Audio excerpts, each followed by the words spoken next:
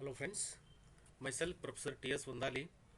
Today I am going to start the module number 5, that is axis symmetric triangular element. We are going to derive the stiffness matrix for that. Okay, already you are we are all familiar with deriving the stiffness matrix of the one dimensional bar element, and also the trusses. There also we are deriving the stiffness matrix. Okay, so anyhow the stiffness matrix is nothing but, first we come to know what do we know about axisymmetric stiffness matrix. First of all, we know the stiffness matrix is the matrix which will control the equilibrium of the system. In this, stiffness of the element controls the displacements. Okay, equilibrium condition is nothing but kq is equal to f, where k is the stiffness matrix, q is the displacement, and f is the force applied. So stiffness plays an important role in structural problems against the force applied. So first we know the what is stiffness. Stiffness is nothing but resistance of the structure or a member against deformation against the force applied. Stiffness considered for an element, not for the node. Stiffness is the resistance of that element against the displacement of the node when the nodes are subjected with structural forces. The axis symmetric element is an element, that is two-dimensional element. We consider here is a triangular element used to analyze 3D structure in which a symmetric axis we can be used. So triangular element means it is uh, considered the is a conical structure. Okay, it consists of, just you go through the figure in this. So I'm going to show you the stiffness matrix for the triangular element, a hollow conical structure. So it consists of the three circles. This is the bottom circle, this is the middle circle, and the top circle. In between we are going to place the triangle of three nodes, node 1, node 2, and node 3. Okay, so in this problem we are going to derive the stiffness matrix for the triangular element. So it consists of three nodes, all touches the three circles, rotate this element at an angle of 360 degree. The triangular element is rotating with one complete circle that makes an angle of 360 degree with the z axis, that is we call it as vertical axis here, so known as axis symmetric element. Axis symmetric element is nothing but this triangular element is rotating with respect to the vertical axis, we call it as z axis.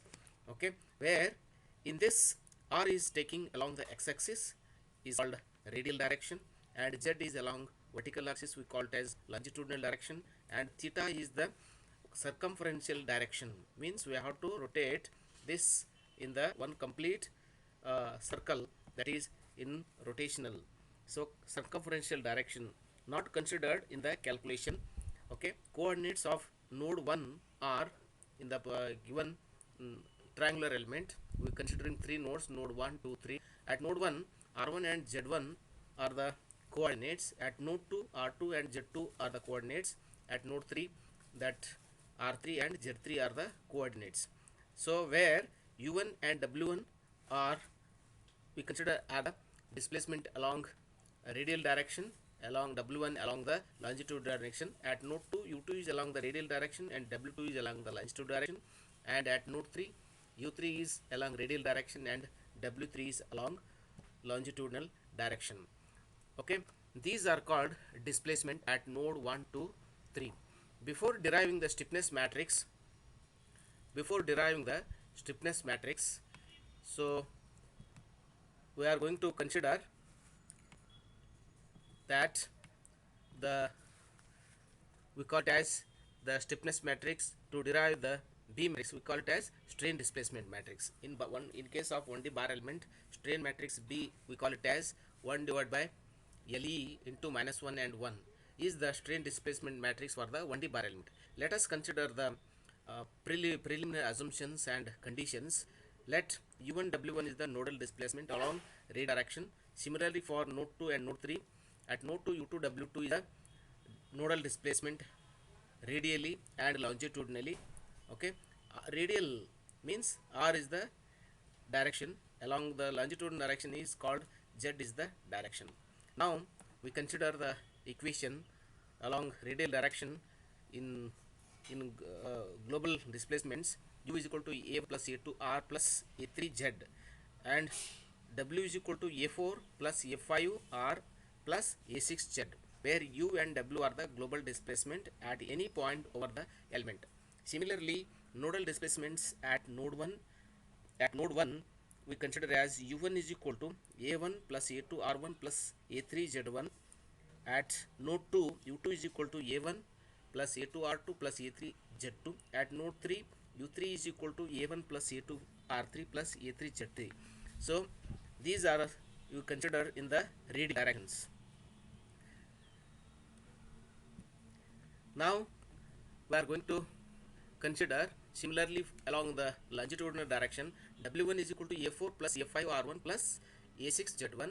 W2 is at node 2 A4 plus A5 R2 plus A6 Z2. At W3 is at node 3, the displacement along longitudinal direction A4 plus A5 R3 plus A6 Z3.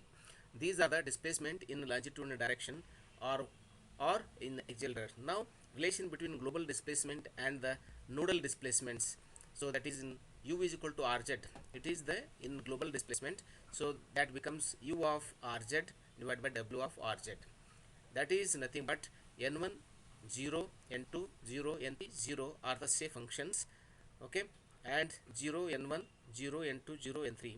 This is the shape functions, and U1 W1, U2 W2, U3 W3 are the displacement along radial direction as well as along the longitudinal direction.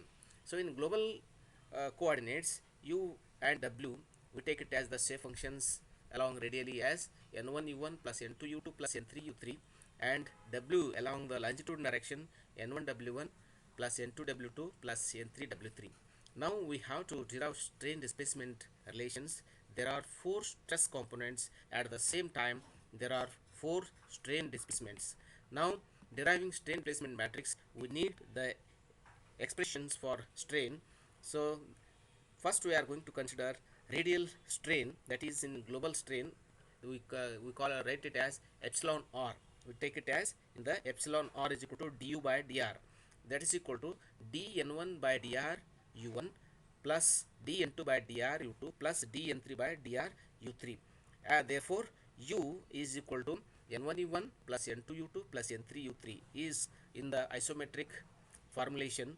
Okay, differentiating these shape functions, that is n1 n2 and n3 with respect to r, that is d over dr. Longitudinal strain, so longitudinal strain is represented by epsilon z because it is acting along the longitudinal direction. Dw by dz is equal to dn1 by dz with respect to z. With respect to longitudinal direction, we take it as dn1 by dz into w1 plus dn2 by dz into w2 plus dn3 divided by dz into w3. And the strain in the longitudinal direction we take considered in the similarly in the circumferential strain, but theta is not considered in the calculation anywhere. So epsilon theta is equal to u by r. So here we are not differentiating with respect to theta. So that time n1 by r into u plus n2 by r into u2 plus n3 by r into u3. So this is the circumferential strain. Now we are going to consider the one more strain, that is shear strain is obtained by gamma rz. So shear is nothing but gamma we are taking here. So that is equal to du by dz plus dw by dr. So radial displacement as well as longitudinal, sum of these radial and longitudinal displacement with respect to uh, z and r, we are getting the shear strain dn1 by dz into u1 plus dn2 by dz into u2 plus dn3 by dz into u3 plus dn1 by dr into w1 plus dn2 by dr into w2 plus dn3 by dr into w3.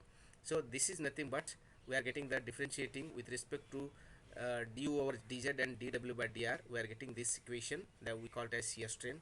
Above equation can be written in the matrix form as, so we are getting only four strains, that is er, ez, epsilon or epsilon z, epsilon theta and gamma or z.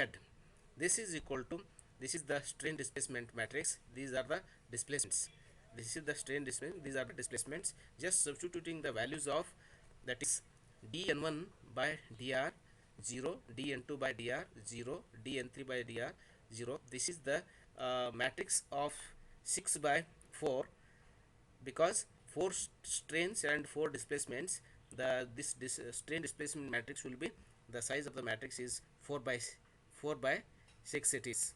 So now the strain components, these are called the strain components, where n1, n2 and n3 are the shape functions. So n1 is equal to alpha 1 plus beta 1 r plus gamma 1 z divided by 2a, and n2 is equal to alpha 2 plus beta 2 r plus gamma 2 z, and n3 is equal to alpha 3 plus beta 3 r plus beta 3 z divided by 2a. On differentiating these, on differentiating dn1 by dr, that becomes, so shape function of this shape function n1 differentiating with respect to r, we are getting 1 divided by 2a into beta 1, this simplification, and dn2 with respect to r, we are getting 1 by 2a into beta 2, and third shape function dn3 by dr is into beta 3. So dn1 by d2 with respect to d with respect to dz, dn1 by dz 1 divided 2a into gamma 1, dn2 by z is equal to 1 by 2a into gamma 2, dn3 by dz is equal to 1 by 2a into gamma 3. Similarly for this one, we are getting dn1 by dz is equal to, simplification, we are getting gamma 1, dn2 by dz is beta 1, dn3 by dz is equal to gamma 2, dn by dr is equal to beta 2, dn2 by dr is equal to gamma 3, and dn3 by dr is equal to beta 3. Now we are going to substituting these values, that is n1 by r is equal to 1 divided by 2a into the matrix as alpha 1 by r plus beta 1 plus gamma 1 by z, gamma 1 z divided by r. Now shape function n2 by r is equal to 1 divided by 2a into alpha 2 by r plus beta 2 plus gamma 2 z by r, and n3 by r is equal to, we are getting 1 divided by 2a into alpha 3 by r plus beta 3 plus gamma 3 z by r. By substituting above equations in the matrix, that is the strain matrix, this is the displacement matrix, this is the strain displacement matrix, we are getting strain is equal to matrix B into U, where B is the strain displacement matrix, this whole term we call it a strain displacement matrix, and U is the displacements, where stiffness matrix is given by, from the potential energy equation we are going to consider, the stiffness matrix K is equal to integrating 0 to A, that matrix B transpose matrix D matrix strain matrix into R dr dz, where R dr dz, in this matrix D matrix is called material property of the matrix. Here the material property of the matrix, this is given by matrix D is equal to E by 1 over 1 plus nu into 1 minus 2 nu. In this matrix 1 minus nu, and 0, nu 1 minus nu, 0, nu 1 minus nu, 0, 0, 0, 0, and last for position 1 minus 2 nu divided by 2. This is the material property of the matrix. I hope this is the stiffness matrix. We are going to substitute all the values in this form. We are getting the stiffness matrix for the what we call as triangular element. Okay, I hope you understand this derivation. In the main examination many times it is asked for 16 to 20 marks, so all of you concentrate and practice. Okay, in the next class we are going to solve taking one problem as an example. Thank you one and all.